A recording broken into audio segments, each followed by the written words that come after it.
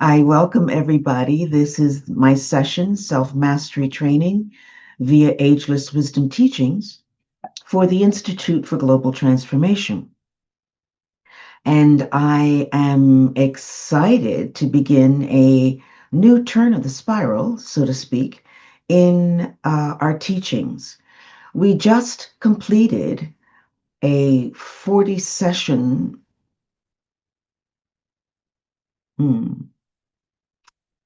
program called Creative Thinking that by the same teacher, by the way, the same writer, um, Lucille Cederkranz, as this new segment of teachings, which are not 40 lessons long, rather about 18, no more than 20 lessons maximum, if in fact I add a little bit more to it, as I expect to within the coming weeks. This particular lesson and study is about this, literally about what it says, the soul and its instrument. What is the soul? What are the mechanics of the soul? How do they interact with each other? And a lot more. As within all of Cederkranz's teachings, who was another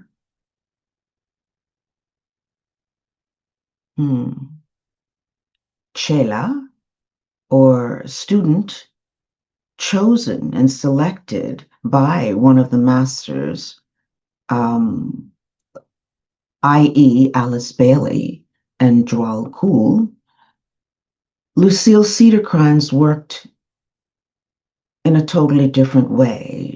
Her particular connection was that that is called or known as Master Rakotsi, Dwal Khul, Master Dwal Khul, was or is the master of the second ray, while Master Rakotsi, we call him Master R for short, is the master of the seventh ray and also was known as the Mahakonkan for our particular planet. And I can go into all of that later on. There's an aspect of practicality, not only wisdom, but absolute practicality in these teachings of Master R. And I am happy to be able to share them with you and all of those who went through the creative thinking teachings with me, whether you knew it or not, because sometimes I may not actually speak about it in each program or each podcast. That was the work that we were dealing with. In this particular case, we're going to be working in a little different way than we did the last time with the creative thinking teachings. I would like to work more closely along the lines of what it is we do when we are teaching these courses. I'd like to share with you each lesson so that you can actually see it, read it over with me as we're going along, and we can discuss it bit by bit. And if there are any questions anyone has, you're more than welcome to answer at any time in the session, after the session. You can email me after the session, and we'll go from there. Starting as we are with lesson 1, what I'd like to do is something that I do in my own classes and is an aspect of format dictated by Master R. And that is, I will read through the lesson initially in completion so that everyone is aware of the entire lesson orally.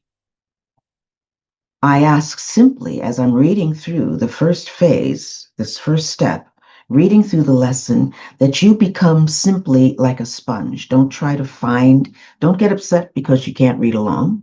One. Two, just there is a methodology in this process. Open yourself, become receptive, almost go into a meditation, and allow the words simply to kind of precipitate over you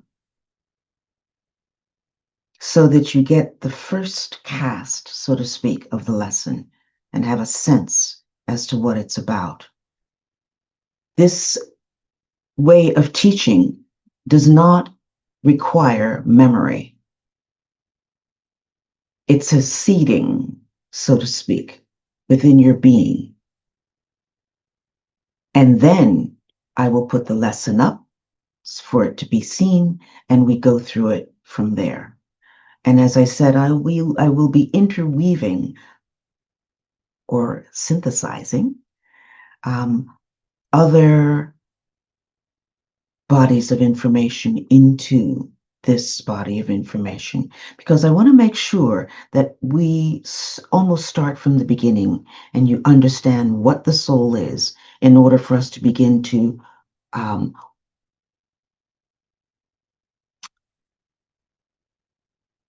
assess, learn, grasp what it is the soul is in reference to its instrument. And when we talk about the soul's instrument, what are we talking about? Those of you who went through creative thinking with me already know. We're talking about the soul's vehicle, its instrument, this body, the persona, our mental, astral, or emotional, and physical etheric bodies. There's a lot that goes in with these teachings, so I ask everyone to, and hope that everyone will be interested. One aspect of this teaching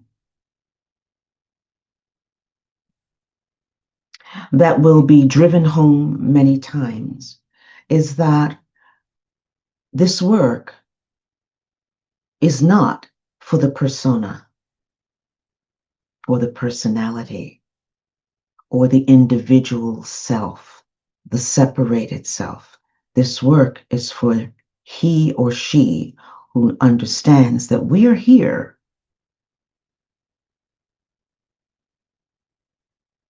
for a bigger reason than ourselves. We are here to work as a group, to appreciate the fact that we are all souls learning, expressing, growing, and in service to each other. Okay? Okay. With that, if there are no questions before I start,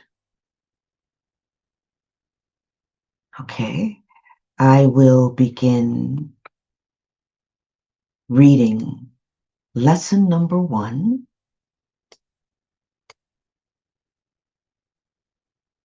of the soul and its instrument.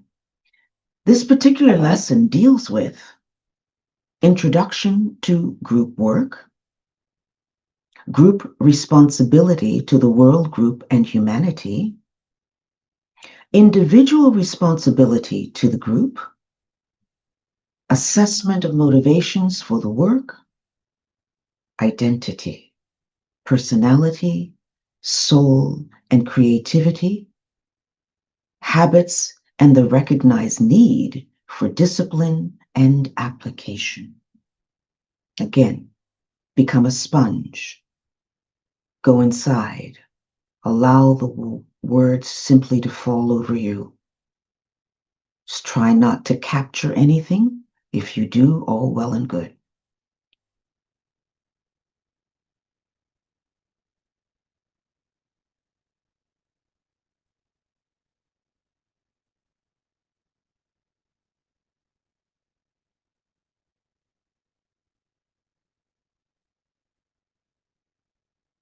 Lesson 1. June 15th, 2025, The Soul and Its Instrument.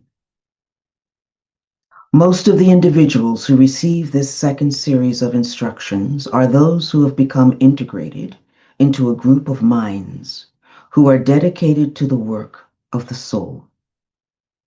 They have in the first series become acquainted with the immediate goal insofar as their own development is concerned, and are earnestly working toward that goal. For the sake of those who may still be on the borderline between searching and realization, I shall here define the immediate goal of such groups in a twofold manner as follows. 1. Group responsibility to the world, group, and humanity. The group as a whole realizes its purpose as service. For this purpose, it has been conceived and born. For this purpose, it continues to grow. The group realizes that it is not alone in this endeavor, but that it is really a portion of a larger group whose experience and consciousness is such that it is actively engaged in service to the race. It recognizes that at the head of this world group stands the Christ and his senior disciples, those who constitute the teachers and guides of the race. The small group, actually in the state of infancy, then, recognizes its responsibility first to the larger group of which it is a part, and then to humanity. It endeavors to align itself with the world group and its teachers, conforms to the higher ideals as represented by the One, and slowly expands the periphery of its consciousness to include the world group. It then becomes a channel for the energies pouring down from the soul to a needy humanity. During this same period of expansion, the group as a group is confronted with several different kinds of choices. Its type and method of service activity, its membership size, its methods of procedure, what have you. It must learn to differentiate between that which is important and that which is not, as well as how it is best adapted to serve. Thus, the group passes initiation and becomes an integral part of the world of group servers. 2. Individual responsibility to the group. This is the stage in which I now find most of you. You are just beginning to recognize your responsibility to your group, which is the development of the instrument to its highest point of efficiency and integration with other members of the group. Remember again, the purpose of the group is not your attainment. It was not created to serve you as an individual. Its service is to humanity as a whole, and your growth is your own responsibility to the group. Think on this. It is important. Most of you are now ready to receive technical instructions that will enable you, as a group, to enter into more definite service activities. You are aspirants and probationers on the path of discipleship leading to initiation. Others of you may not as yet have entered into outer group activity. In that case, you are studying and working alone insofar as physical plane awareness is concerned, and in some ways, yours is a more difficult task than others. If this be the case, take time now to realize that you are a member of the world group of disciples, if only as a probationer. Consider the connotations of this fact and proceed as though you were a member of a group meeting regularly on the physical plane. Consider your responsibility to such a group and rest assured that as soon as you are ready, you will find your co-workers. I should here like to insert a bit of advice to all of you. Consider your motives. If there are any of you who are members of the group for any reason other than those described in the preceding paragraphs, drop out until such time as you can and do accept the teaching as truth, and until such time as you definitely feel a desire to serve. Those who do not meet with these two requirements will find the second series very difficult, if not impossible, unless the study proceeds as a scientific investigation with the investigator remaining completely detached and impersonal. My brothers and sisters, your time will come, and with it, the joy of recognition. Until such time, go your way in peace and take with you the love and understanding of your brothers and sisters. To the rest of you, I, on behalf of my brother disciples, welcome you into the White Lodge. Together we stand as one, dedicated to the one life and the work of the divine. In the name of the one life, may you receive the blessings of the divine, and in receiving, share those blessings with all mankind. Peace be with you. As you have no doubt observed, the second series is subtitled The Soul and its Instrument. I wish to speak of this before continuing with the technical instructions covered in this series.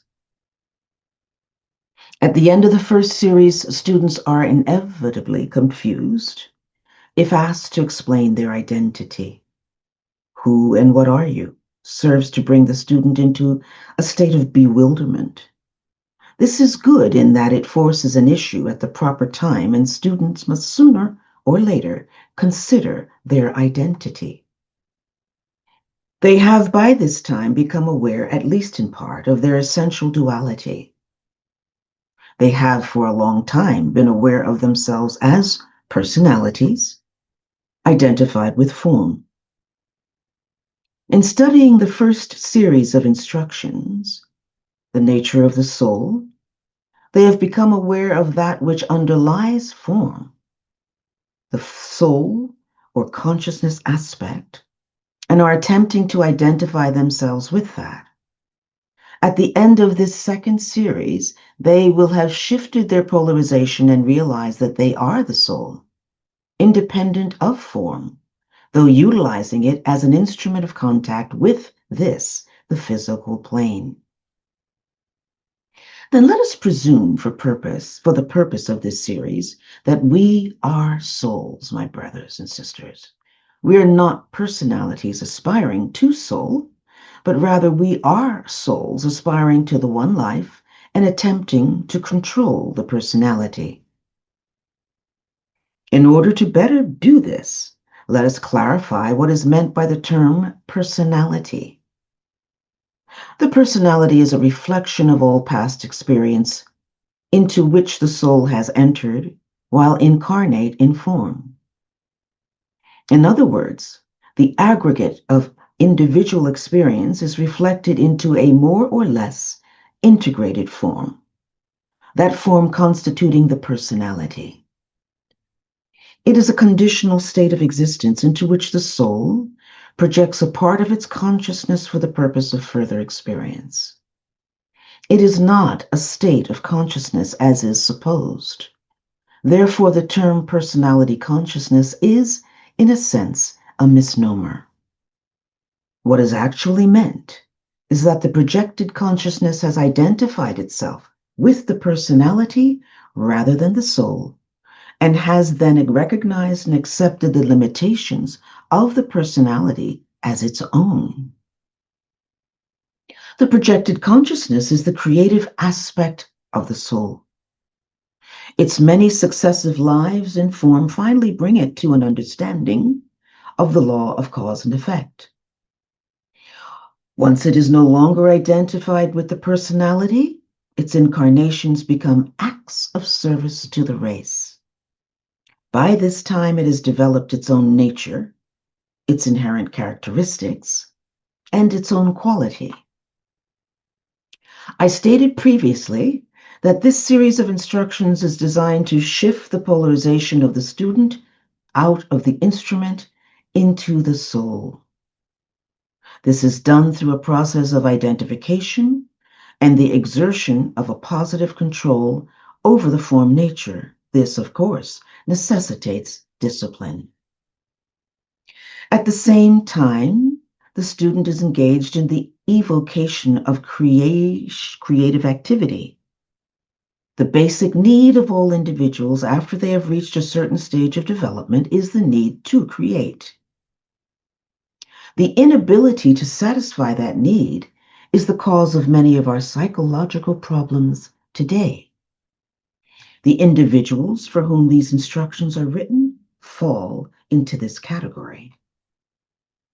If you have properly analyzed yourselves, you have become aware of a great lack within your experience. That lack, when seen from the right perspective, lies within yourselves. You may be able to pin it down to a lack within some part of your equipment, the physical, emotional, or mental.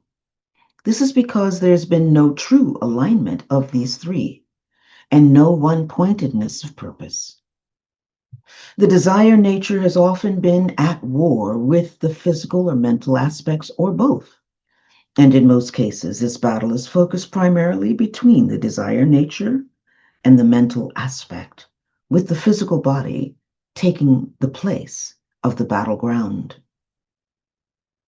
It shows the effects of this battle in many ways and is often badly scarred as a result. The desire nature must be dominated and controlled by the consciousness focused in the mental aspect. It must be made to aid the consciousness in its creative activity, and this is only possible through self-imposed discipline. What are your habits? And in what aspect are they rooted? Any habit is now undesirable because it holds the consciousness a slave to the form nature. Almost any habit is rooted in the desire nature. Many so-called physical habits are rooted here. The desire nature is compensating for some unfulfilled wish. Just so long as this condition remains, full soul consciousness is not possible. Knowledge of this poses a test for students, does it not?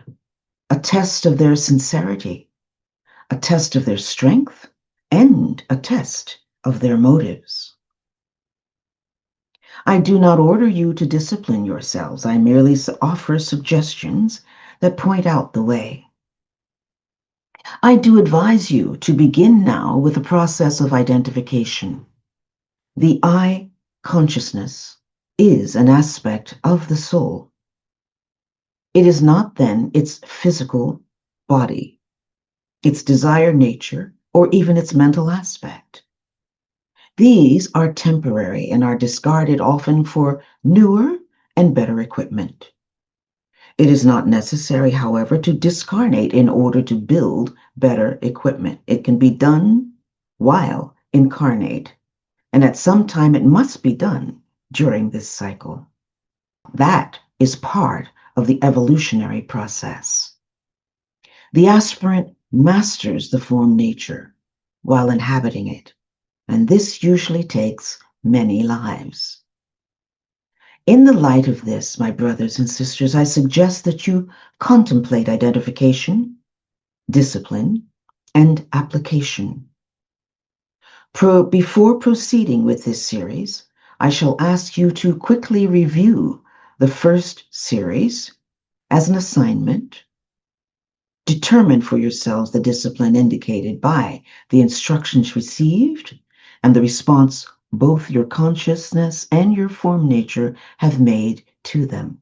Give this in written form to your teacher before you proceed with further lessons, and keep a copy of for yourselves. Peace be with you. That is the first lesson that I've gone through. read through completely. And now what we will do is go through it bit by bit. So most of the individuals who receive this second series of instructions are those who have become integrated into a group of minds who are dedicated to the work of the soul. Now, we realize in a forum like this, here with the Institute for Global Transformation, that people are coming in on many different levels, not just, we cannot assume who they are. And my goal, I assure you, is to teach you as comprehensively as possible and to lay these concepts out from the standpoint of the seeker, the aspirant, as well as the probationer. Okay? Meaning from the very beginning stages to the intermediate stages. If in fact we also have advanced students who are interested in laying the groundwork for the soul and understanding the soul and its instrument, I think it'll be a huge asset to your teachings or to that which you learn, so that you can share it with others. They have in their first series become acquainted with the immediate goal insofar as their own development is concerned, and are earnestly working toward that goal. So here we get an indication. And in the next couple paragraphs, we get the indication that when we're talking about the soul, what are we talking about? It's not about I. It's not about me. The soul is about we. It's about the group.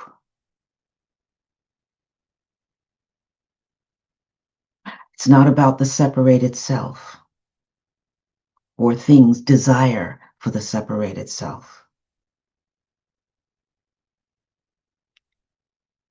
The soul is about service to others. For the sake of those who may still be on the borderline between searching and realization, I shall here define the immediate goal of such groups in a twofold manner as follows. 1, group responsibility to the world group and humanity.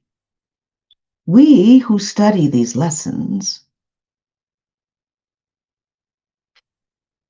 stand almost like on a bridge between two worlds.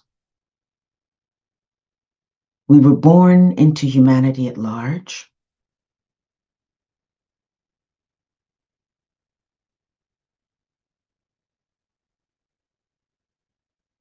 And our lessons, our life lessons, have carried us from that group,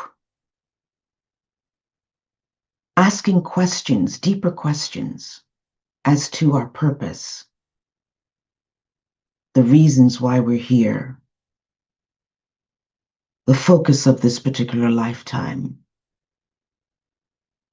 and a desire to learn more than what humanity is given to learn. So on that bridgeway, we become, as it says here, I shall here define the immediate goal of such groups in a twofold manner as follows. 1, we're on that borderline between searching and realization. We are that group. We have a group responsibility, not only to humanity, but to the world group. And you've heard me, if you've been with me through creative thinking and other teachings that I've given, we know that the world group is known as the world group of servers, those who vibrate to a totally different frequency, who want to know more than what society teaches, religion teaches, education teaches. We are those that have a tendency to want to think outside the box in a way. And we seek something more in life. We are unfulfilled by much of what seems to fulfill humanity. There's a difference. So that is an indication. And there's as I say this, I don't want to create a sense of separation per se, but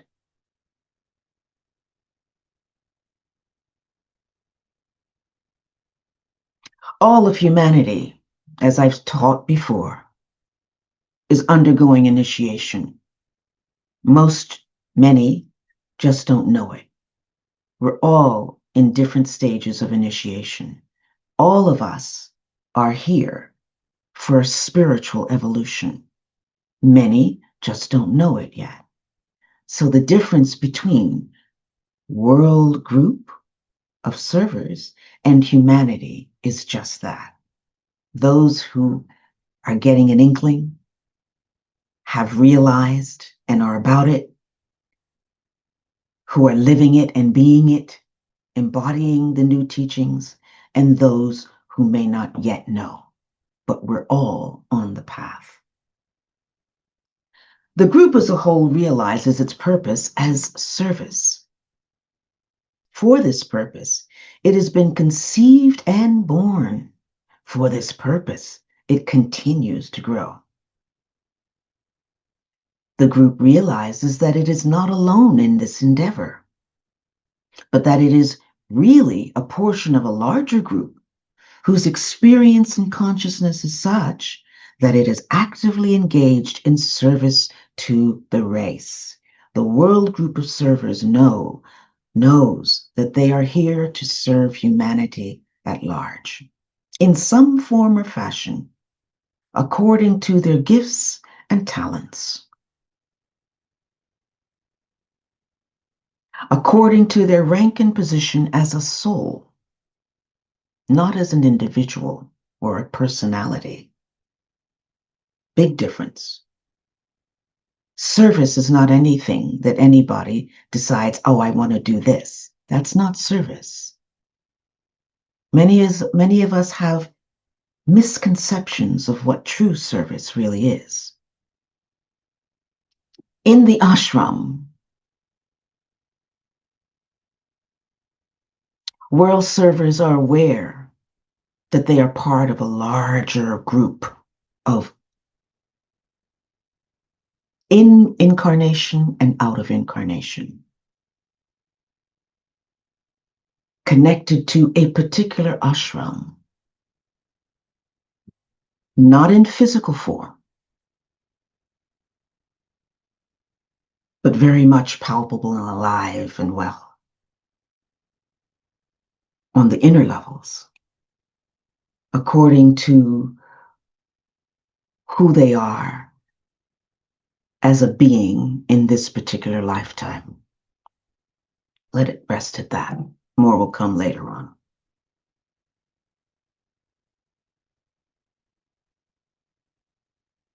So we understand that we are here to serve the human race. We are here to serve not only the human race. I would venture to say, let's expand that a bit. We are here to serve all kingdoms within this particular planet. Okay? The mineral kingdom, the vegetable kingdom, the animal kingdom, the human kingdom, the kingdom of conscious souls, and there are two other kingdoms that are yet not in form, that are waiting to be in form. It recognizes that at the head of this world group stands the Christ. and his senior disciples, those who constitute the teachers and guides of the race. So here we get into a sense of an aspect of terminology and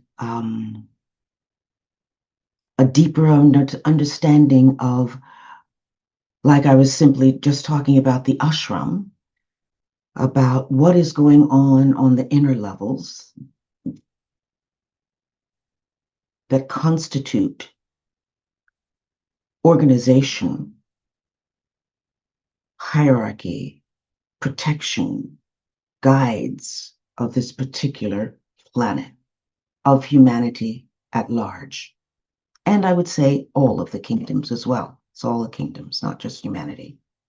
So there is a group. It recognizes that at the head of this world group stands the Christ. The Christ is an office. We're not talking about Jesus of Nazareth when we talk about the Christ.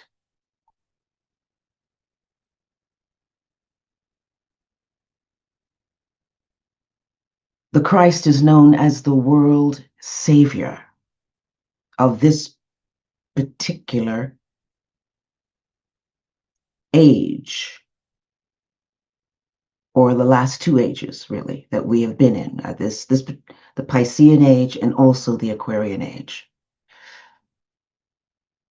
So, the Christ is a level of initiation. And this entity, this energy, this power, known as the Christ, has those who have been human, who have evolved through the process and path of initiation to higher levels of initiation. And they are considered his senior disciples, the guardians and protectors of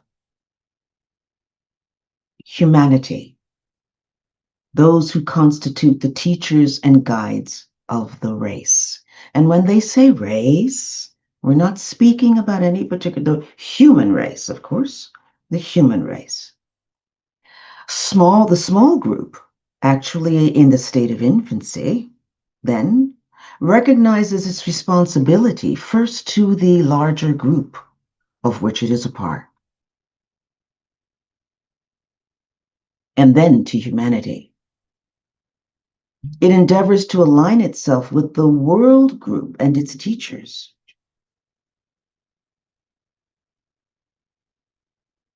Conforms to the higher ideals as represented by the One, and slowly expands the periphery of its consciousness to include the world group. It then becomes a channel for the energies pouring down from the soul to a needy humanity. Now,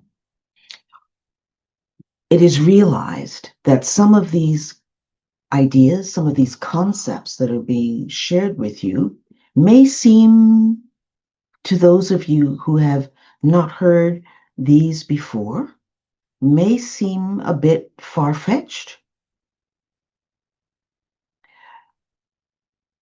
It's important that you hold a level of flexibility in your consciousness,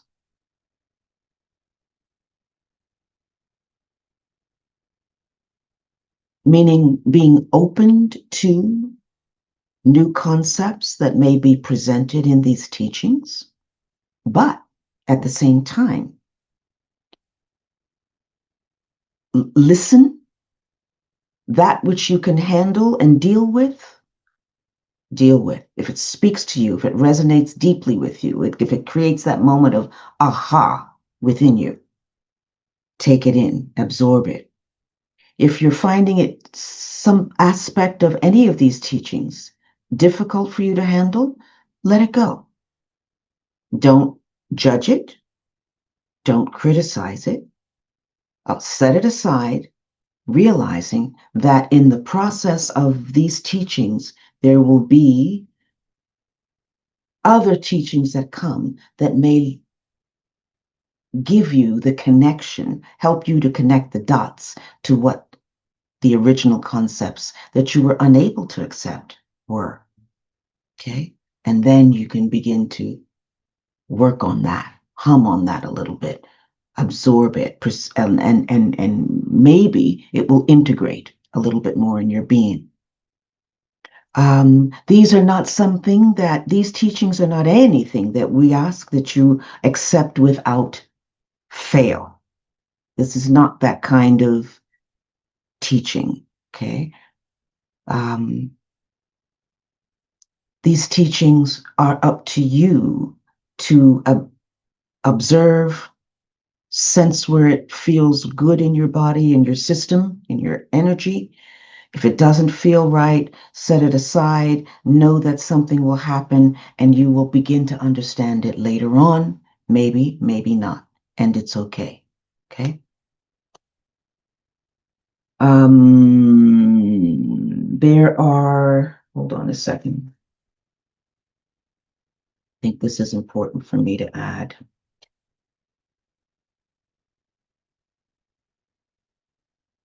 So, as I said, you want to have a certain level of flexibility in consciousness, number one. Okay? Accept only that which evokes a response from your core being.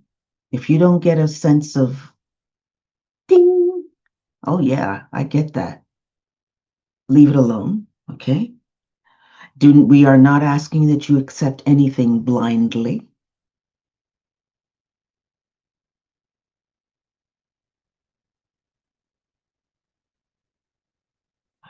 Do not assume that that which you cannot accept is false. That's a big one. We have a tendency, especially in these polarized times, to be very quick in assumption, to be very quick to shut down the implausible. Okay? Um, Remember that someone else within this group, and I have a sense that this group was going to expand in terms of the number of people actually here on a monthly basis. Others within the group or others that are listening that may never show up may find these truths to be the greatest thing ever. Okay? Simply allow what you cannot accept in a particular moment, simply allow it to go by. You know, like water off a duck's feathers. Don't react. And the last is what's called the transference of concepts. Yes, remember that these concepts, when you see this written word and these concepts on black and white paper, or on the digital screen, remember that the words are not the doorway. Okay? The words simply convey a reality. It's not the reality itself.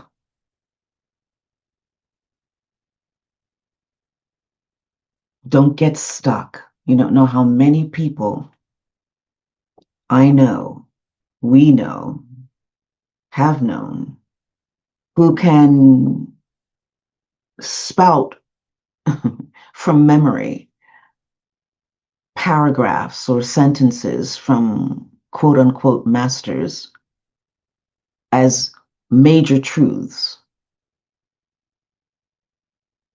But have they embodied them based on their behavior or their lifestyle or their consciousness? No. So don't hold to the words. The words are simply a doorway to a deeper level of meaning and understanding. Okay? That's important. Okie doke. Where was I?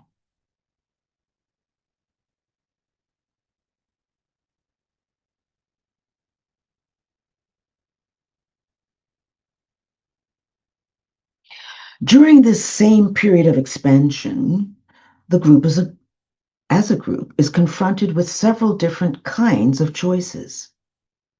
Its type and method of service, activity, its membership size, its methods of procedure, what have you.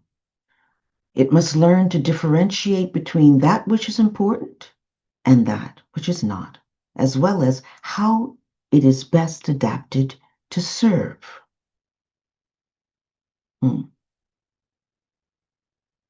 Thus, the group passes initiation and becomes an integral part of the world group of servers.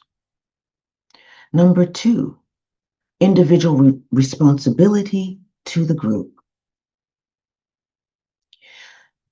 This is the stage in which I now find most of you.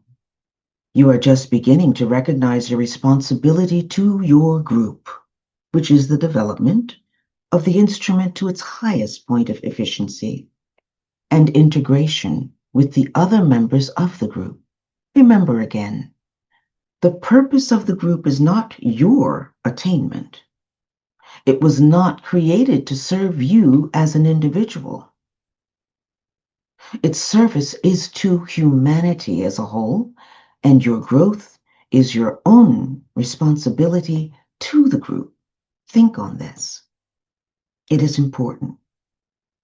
So in these few paragraphs, or couple paragraphs, the whole understanding of learning, one, and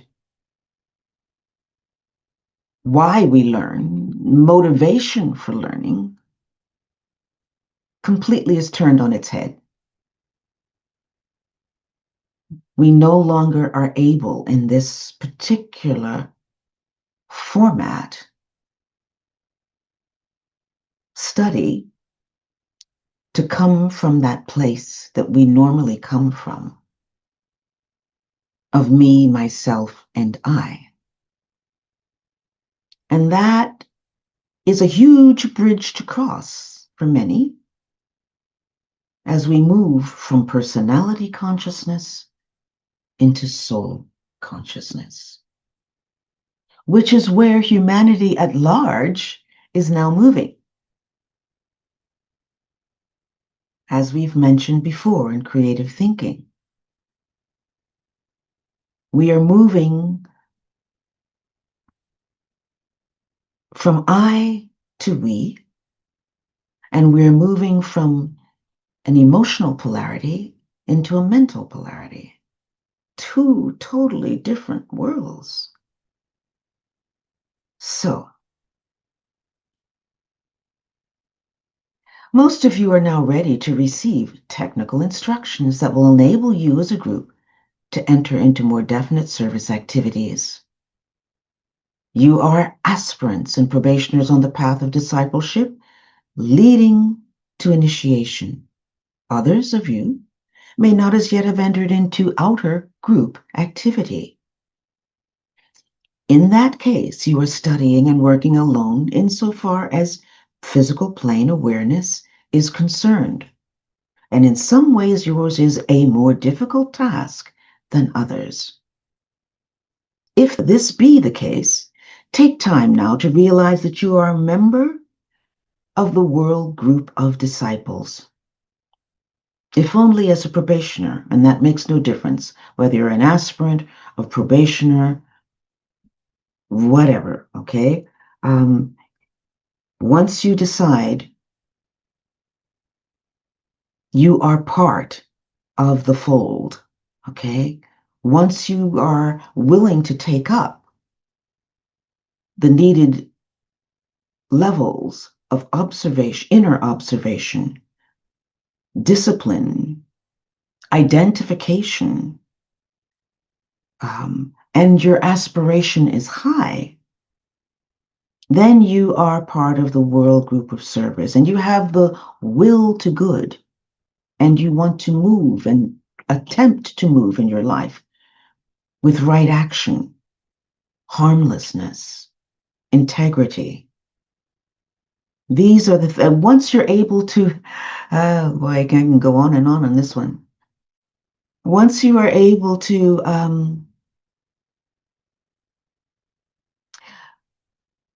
Be honest with yourself about who you are and what it is you're observing.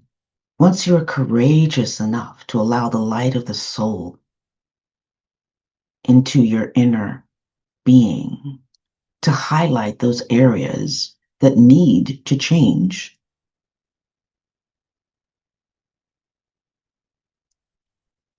then you are automatically considered to be a part of the fold of the world discipleship. Okay?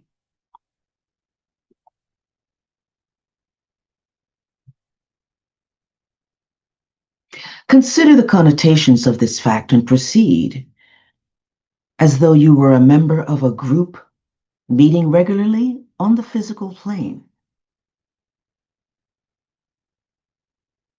Hold that consciousness of we, even when you are at home by yourself. Don't think of it as I. Don't think of you as I. When you wake up in the morning, know that you are part of a greater group. Hold that awareness, that consciousness. Many who are elders within the discipleship group, many who are seekers knocking on the door of the discipleship group, seeking entry. Okay? Realize that you are part of a wide group of we, and you have the ability in this we-ness, this groupness, to check in with the elders of the group, to understand how to move, what to shift and how to shift. Realize that you're not alone. You have the gift of the many, in form and out of form, to assist you. Consider your responsibility to such a group and rest assured that as soon as you're ready, you will find your co-workers. We're always looking for those who are like ourselves, who are called like ourselves to a higher calling. And as I've been taught, when one is willing to put away, quote unquote, childish things, when one is willing to reach for that higher octave of themselves, when one is willing to be honest and courageous with themselves and harmless, even with themselves as well as with others, when you are holding that higher heart in aspiration of intention, of will to good and right action and in your life,